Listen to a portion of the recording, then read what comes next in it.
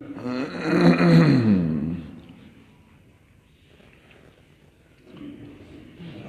ام سلمة رضي الله تعالى عنها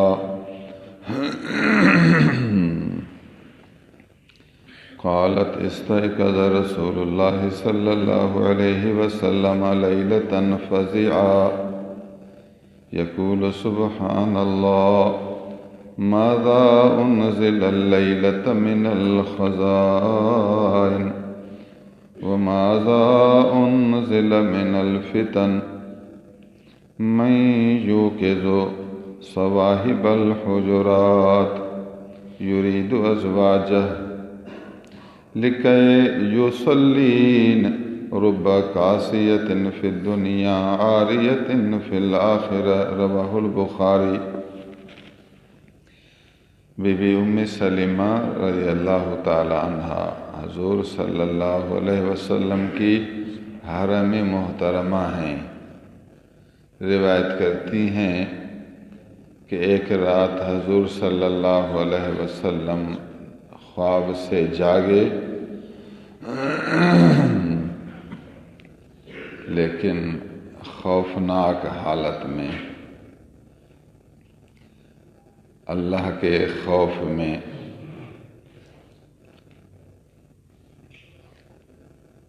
جس طرح کوئی آدمی گھبرا کر بیدار ہو، ڈر کر جاگے، حضور صلی اللہ علیہ وسلم کی حالت مبارک اس طرح نظر آ رہی تھی۔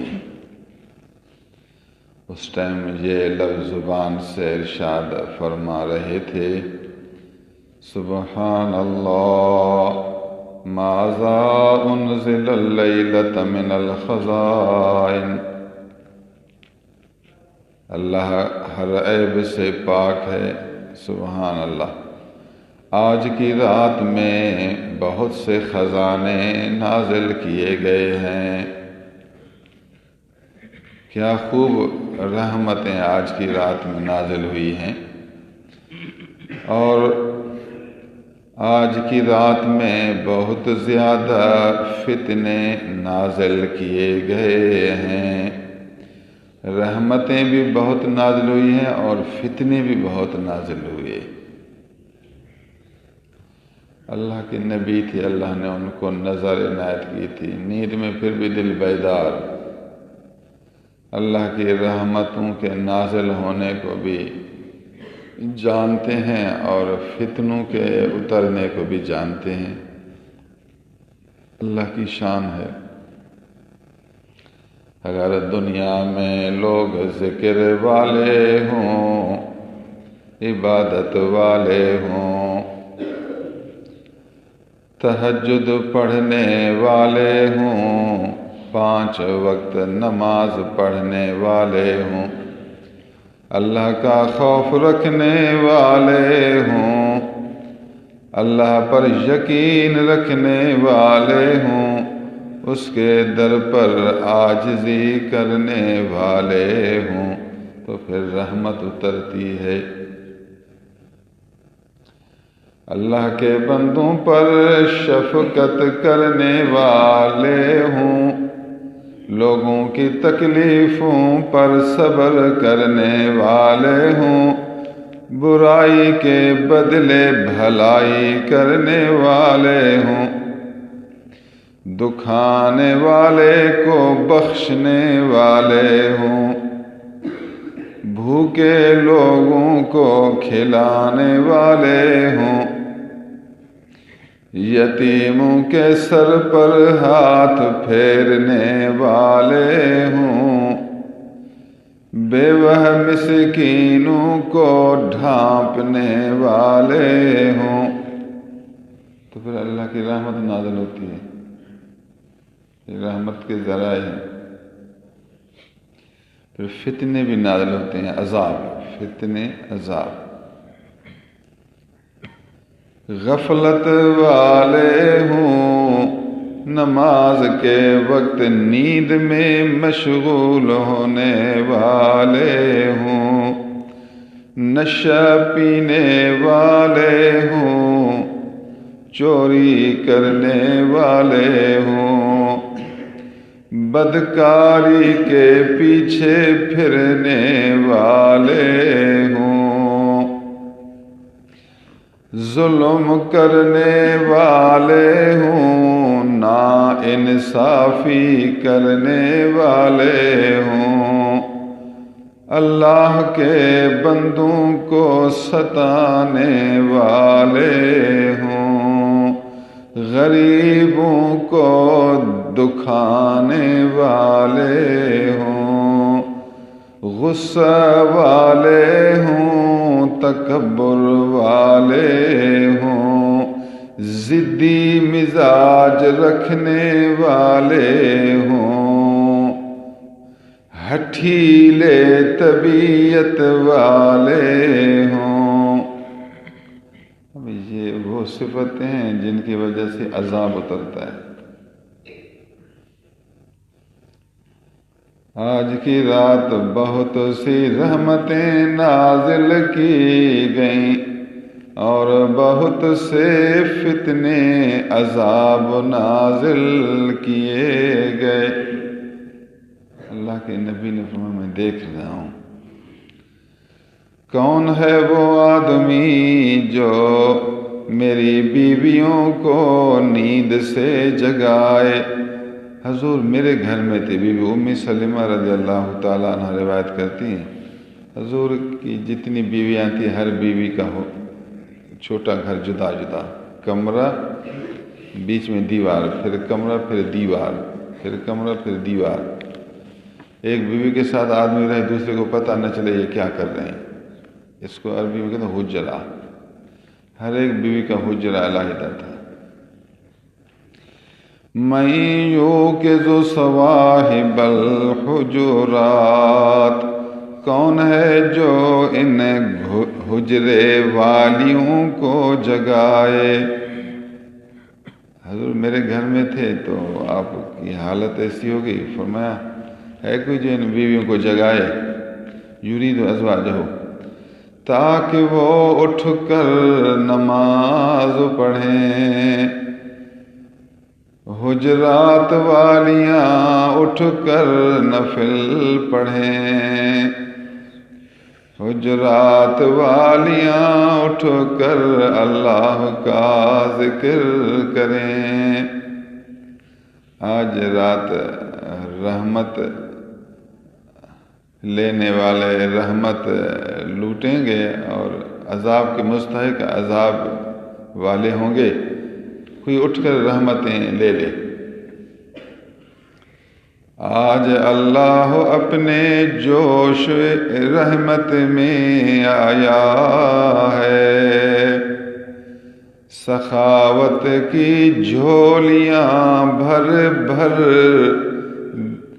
دینے والا ہے کوئی اس سے لینے والا۔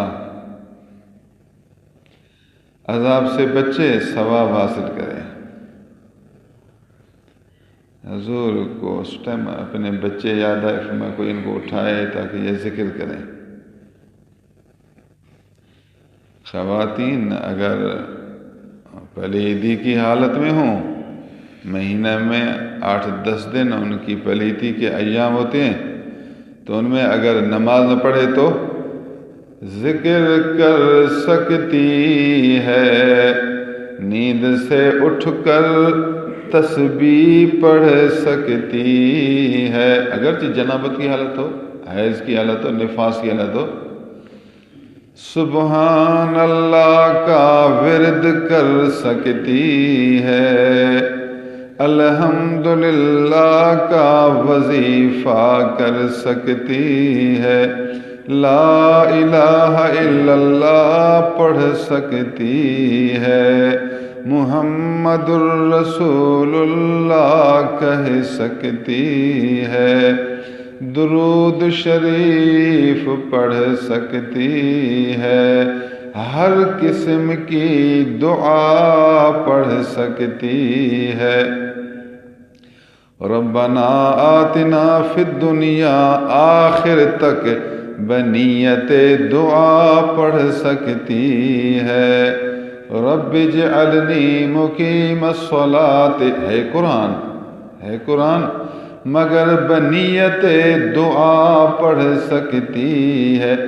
قرآن کے الفاظ یا بطریق تلاوت پڑھے گی یا بطریق دعا پڑھے گی۔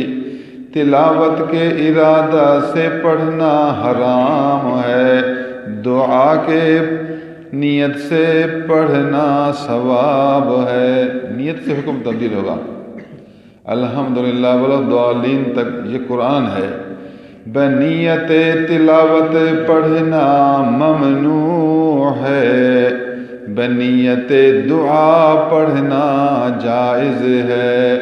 حیض والی الحمد آخر تک دعا کی نیت سے پڑھ سکتی ہے، نفاس والی بھی پڑھ سکتی ہے، جنابت والا بھی پڑھ سکتا ہے۔ دعا کی نیت سے آپ کوئی بھی چیز پڑھیں، یہ اللہ کا ذکر ہے۔ مسلمان 24 گھنٹے ذکر میں سرشار رہتا ہے، 24 گھنٹے۔ پلیتی کی حالت ہوتی ہے پھر کیا ذکر نہ کرے؟ نہیں۔ یذکرون اللہ قیاما وقعودا وعلی جنوبہم۔ امام بخاری نے یہ باب باندھا، کیا جنابت میں آدمی دعا کر سکتا ہے؟ جنابت میں ذکر کر سکتا ہے؟ فرمایا جی ہاں ذکر کر سکتا ہے۔ دلیل یہ حدیث لکھی، کان رسول اللہ صلی اللہ علیہ وسلم یذکر ربہ علی کل احیان، حضور اپنے رب کو یاد کرتے تھے ہر گھڑی، اللہ کل احیان، ہر گھڑی۔ تو انسان پر پلیتی کی بھی گھڑی آتی ہے، جنابت کی گھڑی بھی آتی ہے، پھر بھی حضور ذکر کرتے تھے۔ معلوم ہوا جنابت میں ذکر کرنا جائز ہے۔ امام بخاری نے اپنے انداز سے استدلال کیا، بخاری کا یہ انداز ہے۔ امام اعظم ابو حنیفہ نے بھی یہی فرمایا۔ تو ذکر ہر وقت ہو کر سکتے ہیں۔ کچھ خواتین کہتی ہیں پھر کہ ہماری تو پلیتی کے ایام، اللہ کی بندی پلیتی کے ایام اپنی جگہ پر آپ ذکر تو کریں، وضو کریں، مصلی پر بیٹھ کر تسبیح پڑھیں۔ حضور نے فرمایا ہے کوئی میری بیویوں کو اٹھائے تاکہ نماز پڑھیں۔ رب کاسیۃ فی الدنیا عاریۃ فی الآخرہ، بہت سی ایسی عورتیں ہیں جو دنیا میں کپڑے پہننے والیاں ہیں، دنیا میں دیکھو کپڑے پہنے ہوئی ہیں، مگر قیامت کے دن ننگی ہونے والیاں ہیں۔ قیامت کے دن ننگی ہوں گی، عمل جو کچھ نہیں، عبادت جو کچھ نہیں، صبر جو نہیں، شکر جو نہیں، ذکر جو نہیں، لوگوں پر رحم جو نہیں، کرم جو نہیں، نہ خدا کا حق نہ بندوں کا حق، تو پھر ننگی نہیں ہوگی تو کیا ہوگی؟ رب کاسیۃ فی الدنیا عاریۃ فی الآخرہ، بہت سی دنیا میں کپڑے پہننے والیاں آخرت میں ننگیاں ہوں گے، آخرت میں ننگیاں ہوں گے۔ حضور خواتین کو ترغیب دے رہے ہیں، اے بی بی تو بھی اٹھ ذکر کر، تو بھی اللہ کی رحمت حاصل کر، اللہ کے عذاب سے اپنی حفاظت کر۔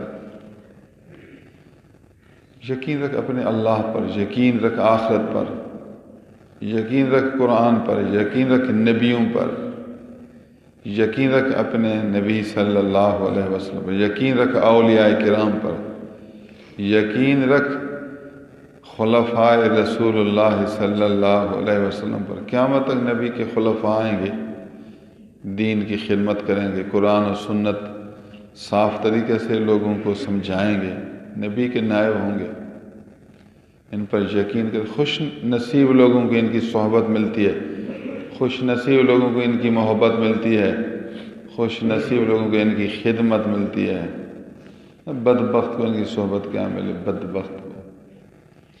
اللہ عز و جل ہمیں حدیث سمجھنے، اللہ کی عبادت کرنے، رات کے وقت میں کچھ ذکر کرنے کی توفیق عنایت کرے۔